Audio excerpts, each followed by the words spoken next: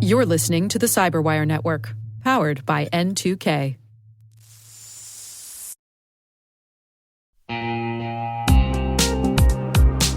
Quick question. Do your end users always, and I mean always without exception, work on company-owned devices and IT-approved apps? I didn't think so. So my next question is, how do you keep your company's data safe when it's sitting on all those unmanaged apps and devices? 1Password has an answer to this question: Extended Access Management. 1Password Extended Access Management helps you secure every sign-in for every app on every device because it solves the problems traditional IAM and MDM can't touch. And it's now available to companies with Okta and Microsoft Entra and in beta for Google Workspace customers. Check it out at onepassword.com/cyberwire. That's onepassword.com/cyberwire.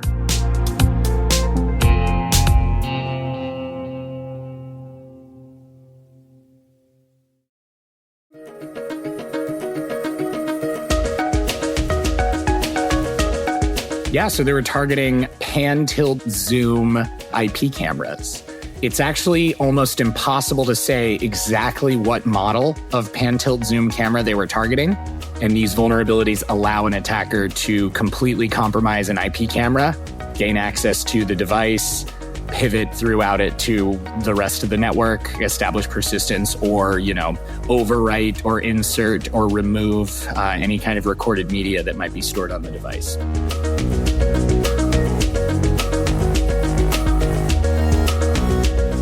That's Andrew Morris, founder and chief technology officer at Grey Noise. The research we're discussing today is titled Grey Noise Intelligence Discovers Zero-Day Vulnerabilities in Live Streaming Cameras with the Help of AI.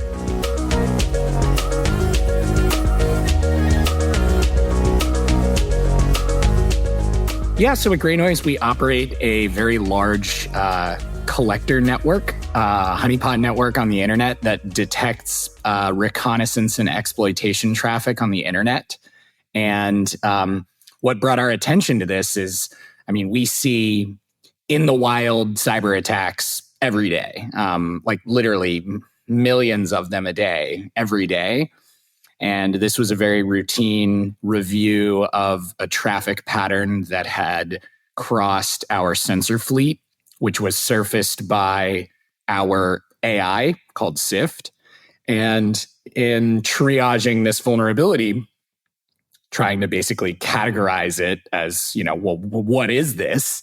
We realized that there was no disclosed vulnerability for it. And so we went through a little bit of work and we identified what it was targeting and what vulnerability was, and we disclosed it to the vendor. Well, let's walk through it together here. What exactly were they targeting, and what do you suppose they were setting out to do?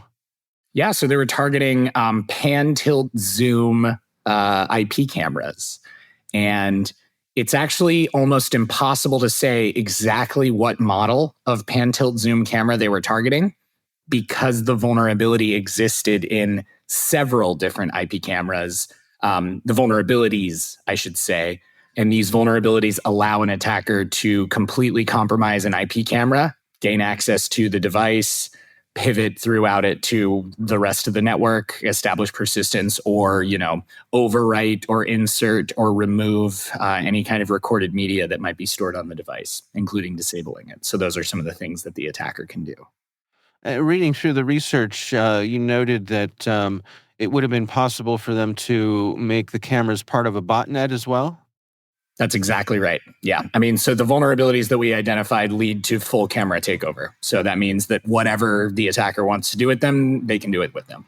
And unfortunately, the vulnerability affects multiple different models of camera because it affects underlying firmware that is actually white labeled, so to speak, by a manufacturer. So it actually affects multiple different models. Right. I was going to ask you about that. My understanding is that this is an area where lots of different camera sellers will use the same parts under the hood.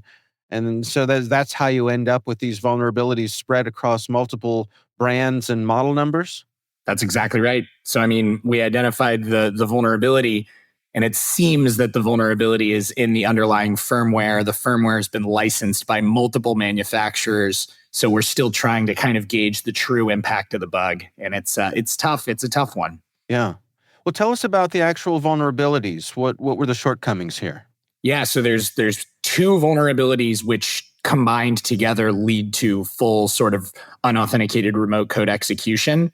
The first vulnerability is insufficient input sanitization and access control. So basically, we're able to read a file or access a file that we shouldn't be able to read and access.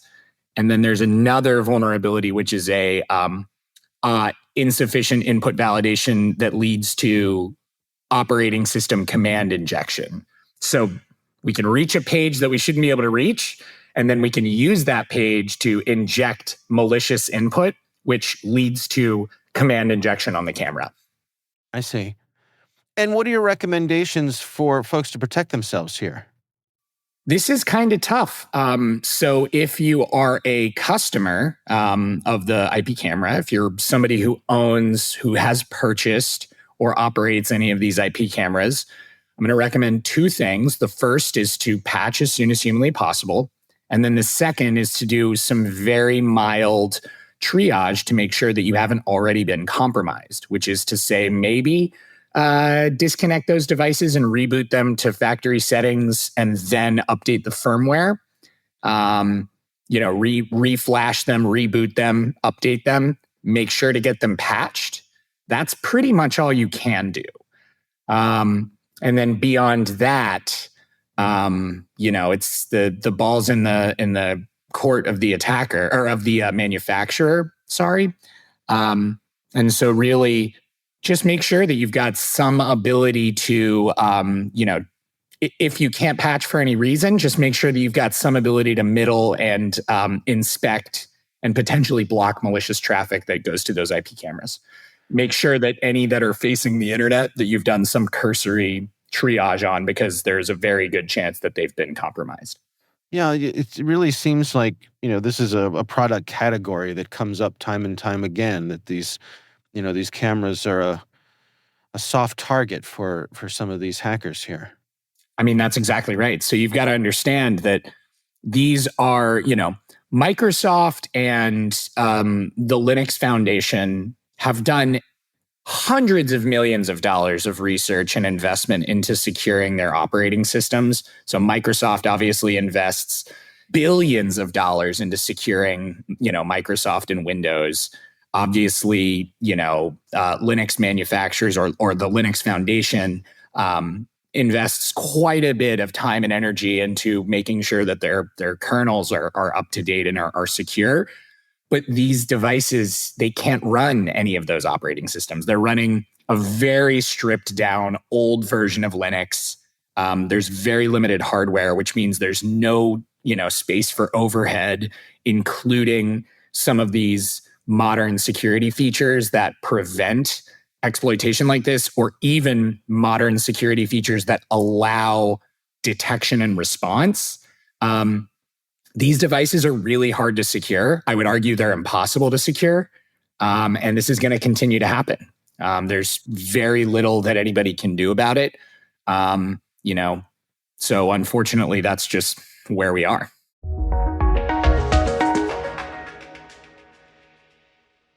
We'll be right back. And now, a word from our sponsor, KnowBe4. It's all connected, and we're not talking conspiracy theories. When it comes to InfoSec tools, effective integrations can make or break your security stack. The same should be true for security awareness training. KnowBe4, provider of the world's largest library of security awareness training, provides a way to integrate your existing security stack tools to help you strengthen your organization's security culture. KnowBe4's Security Coach uses standard APIs to quickly and easily integrate with your existing security products from vendors like Microsoft, CrowdStrike, and Cisco, 35 vendor integrations and counting. Security Coach analyzes your security stack alerts to identify events related to any risky security behavior from your users. Use this information to set up real-time coaching campaigns targeting risky users based on those events from your network, endpoint, identity, or web security vendors. Then coach your users at the moment the risky behavior occurs, with contextual security tips delivered via Microsoft Teams, Slack, or email. Learn more at knowbefore.com/securitycoach. That's knowbefore.com/securitycoach. And we thank KnowBefore for sponsoring our show.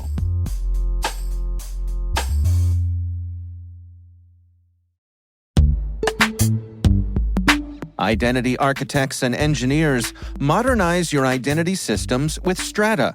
Integrate legacy apps with any IDP, ensure seamless identity failover, and apply MFA without touching app code.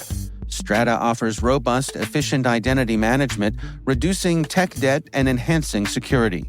Gain peace of mind and operational efficiency with Strata's comprehensive solutions. Visit strata.io/cyberwire, share your biggest identity challenge, and enjoy free AirPods Pro. Optimize your identity solutions today. Visit strata.io/cyberwire. And our thanks to Strata for being a longtime friend and supporter of this podcast.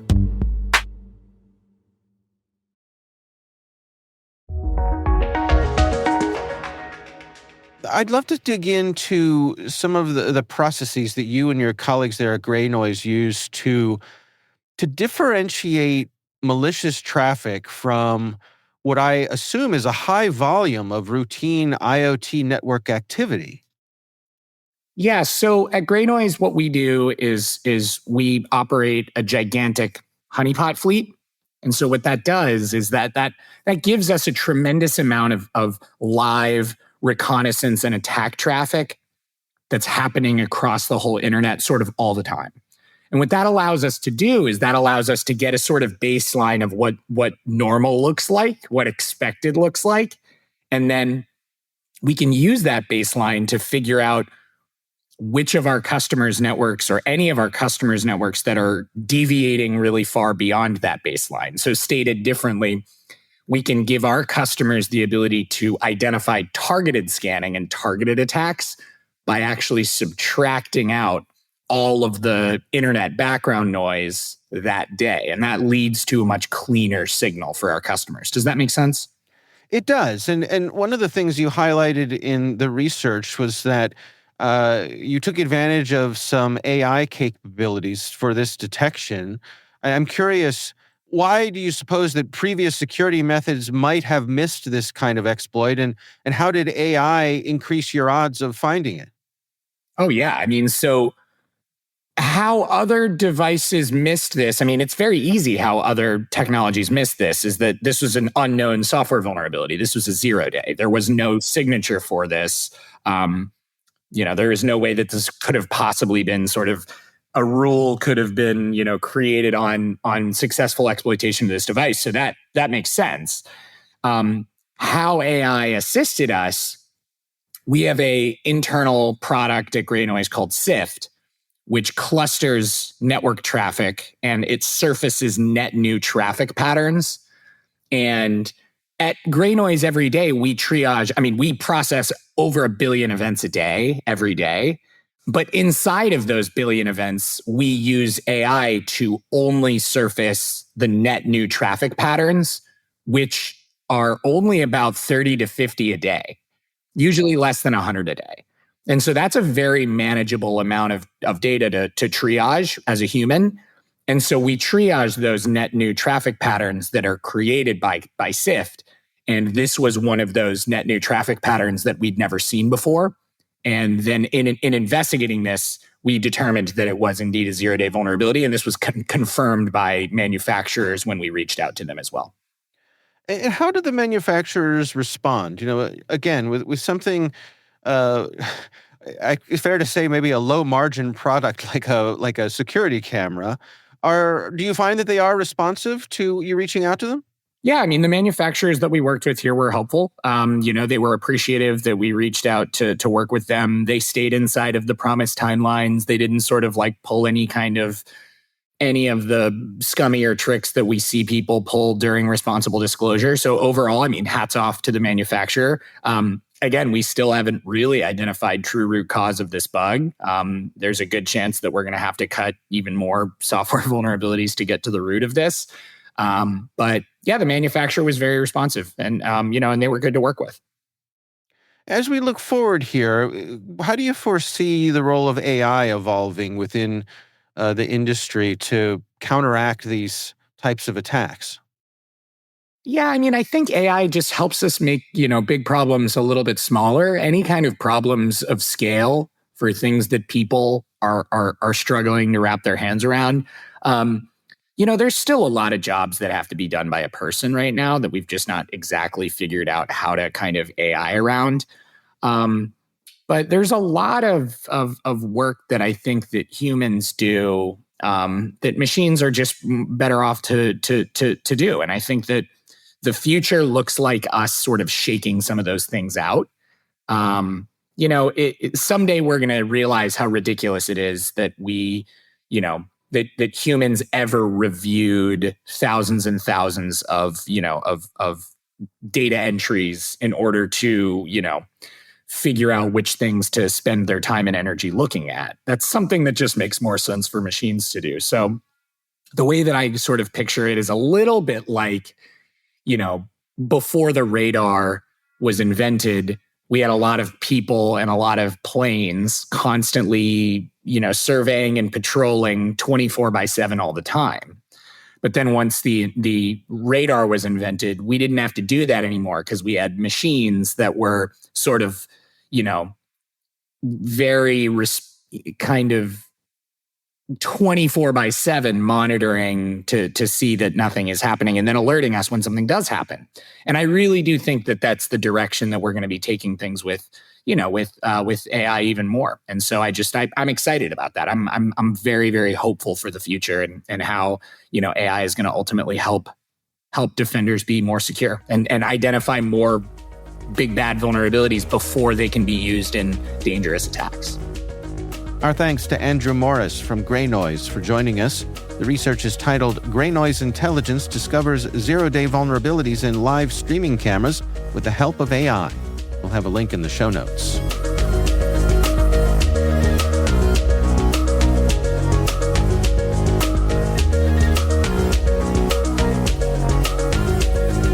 And that's Research Saturday, brought to you by N2K Cyberwire. We'd love to know what you think of this podcast. Your feedback ensures we deliver the insights that keep you a step ahead in the rapidly changing world of cybersecurity. If you like our show, please share a rating and review in your favorite podcast app. Please also fill out the survey in the show notes or send an email to cyberwire@n2k.com. We're privileged that N2K Cyberwire is part of the daily routine of the most influential leaders and operators in the public and private sector, from the Fortune 500 to many of the world's preeminent intelligence and law enforcement agencies. N2K makes it easy for companies to optimize your biggest investment, your people. We make you smarter about your teams while making your teams smarter.